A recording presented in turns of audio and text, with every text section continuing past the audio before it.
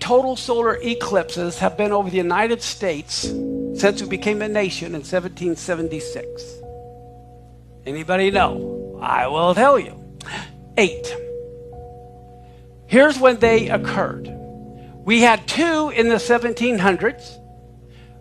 80 years later, we had 3 in the 1800s. 92 years later, we had 2 in the 1900s.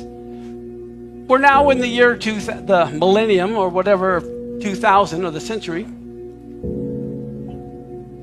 If you see, there's only 7 there. When was the 8th one? It's in this century.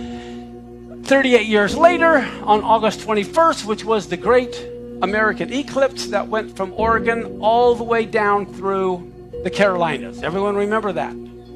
Okay, here's what's significant. That was the 8th one, and 8 always speaks of new beginnings. Okay, it's the first year of a new Shemitah cycle, and the 9th year would be the second year. But get a load of this. Solar eclipses always refer to the nations, judgment on a nation. A lunar eclipse always refers to judgment toward Israel. This is a solar eclipse, and it is the very first total solar eclipse exclusively to the United States since before the nation's founding in 1776. The one that happened in 2017 was the one and only in our history total solar eclipse that only hit the United States. It didn't hit Mexico, it didn't hit Canada. We were the only country. What that means, God put a target on our nation. We're going to be judged. Now, watch this.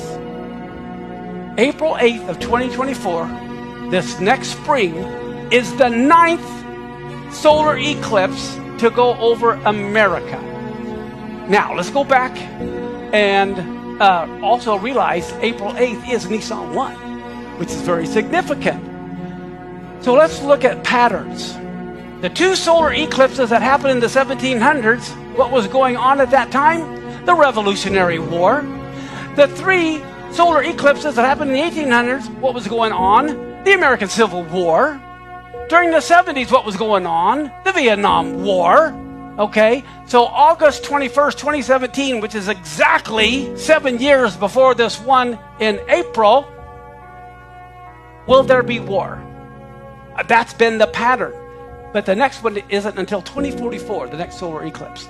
So I really believe that we're headed for interesting times because this is the 9th eclipse, and 9 is the last of the single digits, and thus marks the end. It's significant of the conclusion of a matter. It's the number of finality or judgment. And it looks like war. Okay, let's go back to our notes a minute. I'm going to put this up on the screen too.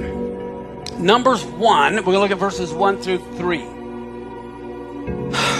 They're done traveling or sitting at the mountain for a year. It's time to go to war and get the promised land.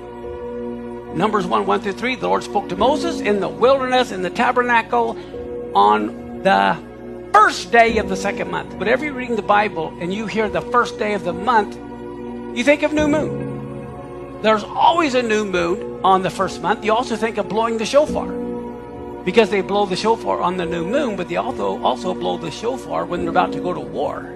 Both are happening at this time. In the second year, after they were come out of the land of Egypt, saying, take the sum of all the congregation of the children of Israel from 20 years old and upward, all that are able to go what? To war. All that are able to go to war in Israel, you shall number them by their armies. If you're going to go to war, you better get organized.